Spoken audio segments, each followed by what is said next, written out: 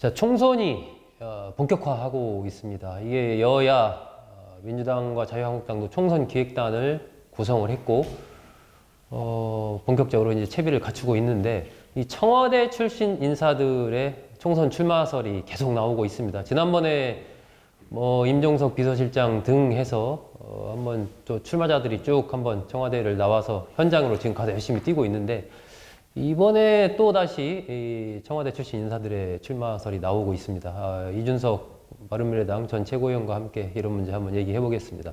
그 윤건영 국정기획상황실장, 예전에는 이제 국정상황실장이라고 했는데 아주 핵심 요직 자리죠. 자리 자체가 각종 국가적으로 발생하는 많은 다양한 현안들을 총취합해서 대통령에게 보고하는 그런 자리이기 때문에 굉장히 중요한 자리이고 무엇보다도 실세 중에 실세다. 지금 이렇게 불리는 인물이지 않습니까?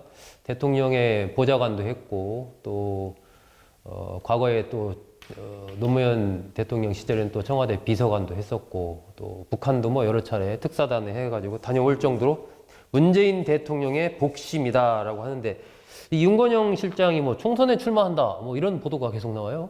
나오고 싶겠죠. 나오고 싶을까요? 사실 윤건영 실장은 사실 김경수 지사와 비슷하게 사실 친노 계열에서 핵심 이제 측근 인사로 분류되는 사람인데 결국에는 어떤 측근이든지 간에 어느 순간에 본인의 정치적 꿈이 있으니 같이 하는 거 아니겠습니까?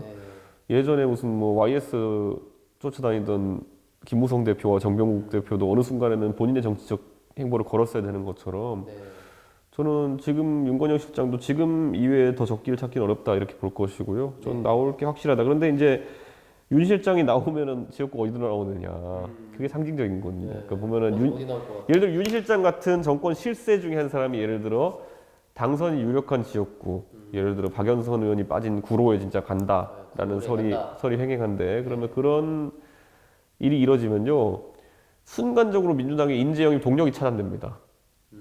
이게 왜 그러냐면요.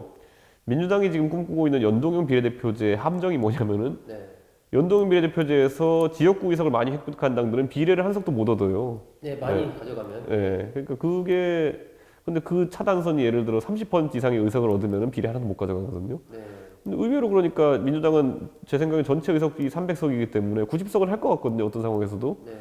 그러니까 그러면 비례가 거의 차단되고 이제 과거에 비해서 한 반 이하로 줄어든 비례를 가져가게 되는데 그 중에서 여성 절반 줘야 되고 그럼 남성은 거의 남는 게 없다.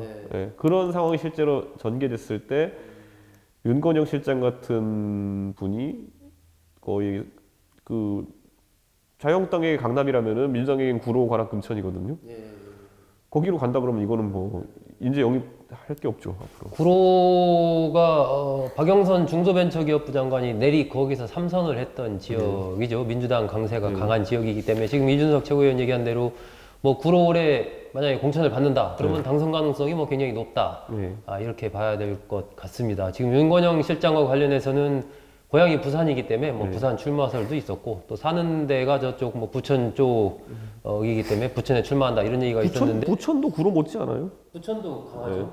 그러니까 오히려 아까 얘기했지 부산 가능성도 언급이 있었는데 예를 들어 부산 가면은 거꾸로 이제 이렇게 되는 거죠. 대통령이 가장 신뢰하는 인사가 부산으로 가서 이제 어려운 선거를 치르겠다는데 중진들 당신네들도 쉬운 적고 있을 거야? 이렇게 오히려 쇄신론이나 아니면은 중진 험지 출마론을 땡길 수 있지만은 대통령의 최측근이 먼저 이제 좋은 자리 찾아 들어가면은 인적 쇄신론이 나오기 힘들죠.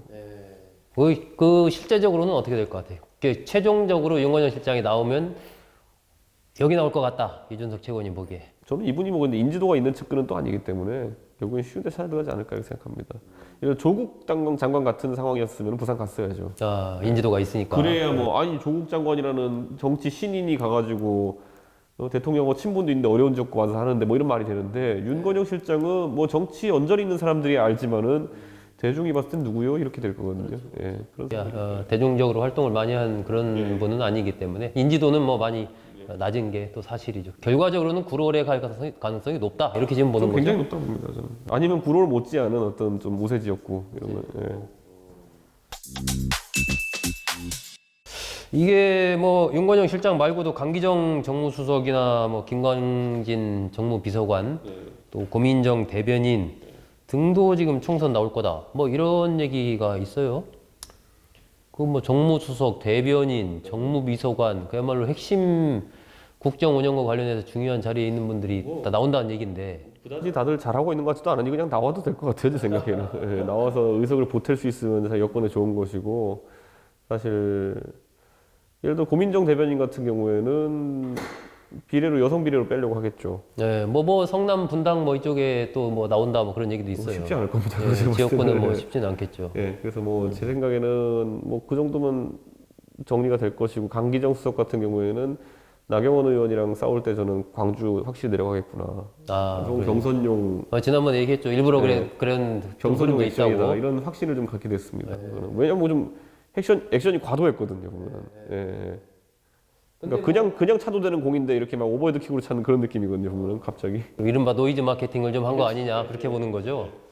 그런데 다 이렇게 총선 출마하면 손은 누가 지킵니까? 저는 그래도 당선되는 게 우선일 것이다 이렇게 봅니다. 최소한 한 명이라도 더 당선되는 것이 우선일 거라고 보고, 예, 그거 외에는 지금 그래도 조금이라도 인지도가 있는 사람들 내보내려고 할 것이다. 근데 이제 그 민주당은 결국에는 선거 이제 그 공천 제도에 대한 부분을 빨리 풀어내지 않으면은 제 생각은 근데 이제 영입은 쉽지 않을 거다 이렇게 봅니다. 지금 하고 있는 선거법 이거 얘기를 하는 거죠? 아니요, 지금? 아니요. 그 민주당 내 상향식 공천 제도. 아, 상향식 공천제도. 네, 그 경선하겠다고 해놓으면은 제가 그냥 저랑 친한 장경태 그 청년위원장, 경태 형님도 지역구를 못 정했어요 아직까지. 네, 거기가 순천 출신이거든요. 근데 뭐 순천에 나갈 것 같진 않고 수도권 어딘가 나가려고 할 텐데. 순천에 가서 김광림 비서관이랑 붙으면 되겠네. 뭐 그래도 될 텐데 그거야 뭐 사실 본인도 승리를 확신할 수 없는 그런 영역으로 경선대 가는 거니까요. 그래서 다들 이제 눈치 게임 하고 있어요. 그러니까 뭐냐면은 그 20% 하위 20% 명단 나오면은 거기 가서 붙겠다 이렇게 하고 있는데, 이게 또 말이 안 되는 게 그 이런 게 있어요. 하위 20%로 지정된 사람들이 만약 명단이 공개된다 그러면은 그 지역구에 굉장히 다수가 붙습니다. 한 경쟁률이 높아지죠. 7-8이 붙으면은 그래도 그 안에서 하위 20% 감점을 받아도 현역 유리합니다. 예. 그런 상황이 그렇게 되면 진짜 백설공주와 일곱난장이 같은 지역구들이 나와요, 그러면은. 예, 뭐 그것도 재밌는 분석이네요. 그러니까 저는 그렇다고 해가지고, 그러니까 20% 감점된다 그래가지고 결코 그 사람이 그럼 당선 확률이 적어지느냐, 공천 확률이 적어지느냐, 아니에요. 그러니까 이게 참 고약한 제도에 걸렸습니다, 지금. 또 다른 측면이 있다. 결국은 새로운 인물이 들어오려고 해도 이런 기존의 이 상향식 부분에 대해서 이 분명한 어떤 윤곽들이 현재 드러나지 않고 하위 20% 평가, 그리고 또 이른바 불출마 선언, 이거 어디까지 할지 이런 부분이 불명확스럽기 때문에 새로운 인재들이 들어오지 못하고 있는 이 상황이어서 민주당의 그런 부분들이 빨리 정리가 돼야 될 것 같다라고 이준석 최고위원 얘기인데, 이게 어쨌든 청와대 출마자들 관련해서는 뭐 지난번 그 비서관 실장 포함해서 지금 윤건영 실장 등등까지 다 출마하게 된다면 거의 뭐 50명 가깝게 총선에 출사표를 던진다, 지금 이렇게 분석이 되고 있는데, 그만큼 여권에서 내년 총선을 중요하게 보고 있다라는 측면도 있을 수가 있고, 당이나 기존에 현장에서 뛰고 있었던 사람들 입장에서는 아니 전부 다 뭐 그러면 문재인 대통령 후광 하나씩 없고 다 내려오면 그러면은 뭐 기존에 하던 사람은 뭐가 되냐, 이래서 뭔가 이게 좀 여권 내에서 정리가 필요한 거 아니냐 이런 얘기도 있고, 양정철 원장도 약간 그런 비슷한 뉘앙스 정리해야죠. 했잖아요. 정리해야 되고, 정리 안 하면은 2016년 박근혜 정부 때 선거 꼴납니다. 그러니까 다들 청와대에서 한자리 하던 사람들이 동네 지역 내려와가지고 내가 무슨 문재인 정부 측근이고 이렇게 해봤자 뭐 TV에 안 나오던데 이러면 끝이거든요. 그러면은 이제 그때부터 해야 되는 게 뭐냐면은 진박 마케팅 비슷한 거 해야 되거든요. 내가 진짜 문재인의 사람이다를 이제 강조하기 시작해야 되는데, 그쯤 되면 이제 뭐 재판됩니다. 그게 똑같이. 예. 그러면 또 내가 진짜 문재인의 그 측근이라고 하면은 다른 사람은 또 배신자 만들어야 되고 이러다 보면 공격하게 돼 있고, 그 그러니까 양정철 민주연구원장 얘기가 물론 뭐 원론적인 얘기일 수는 있겠지만 어쨌든 좀 뭔가 좀 정리가 필요하다. 이럴 때 물리 협상을 잘 걸어야 되는 게, 예를 들어 이런 거죠. 50명이 예를 들어 청와대에서 나왔어요. 근데 이번 정부의 특성상 예를 들어 상당수는 PK 출신 인사들도 있을 거예요. 그런데 그쪽은 후보를 구하기 좀 어려운 상황이거든요. 그럼 그 사람들 유도할 수 있는 게 뭐냐면은 사실 선거 나가라 용감하게. 예? 양정철 뭐 원장이 그런 역할 할 수도 있겠지만 아니면 좀 더 권위 있는 사람이 선거 용감하게 나가라 부산 쪽에 경남 쪽에 나가라. 그래서 뭐 떨어지면 공기업 한 자리 뭐 챙겨줄게. 사실 뭐 국민들이 듣기엔 굉장히 부정적으로 들릴 수 있는 그런 매관 매직까지 될 수 있겠지만은 선거 나가는 사람들 그 사람들 입장에서는 굉장히 큰 결심을 하게 만들 수 있는 그런 매관 매직이거든요. 그러니까 저는 그런 정무적 조정을 해야겠죠 누군가가.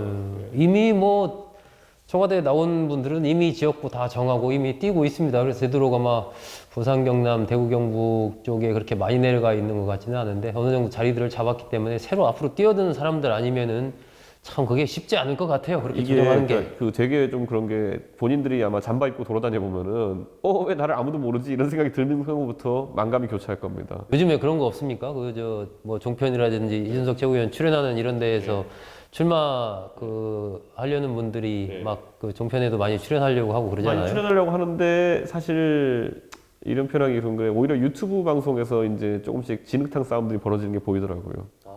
예, 그래가지고 서로 예비 후보로 붙을 것 같은 사람들끼리 서로 비방하고 이런 모습들이 좀 나오던데. 같은 당 소속인데도. 네, 뭐 지켜보고 있습니다.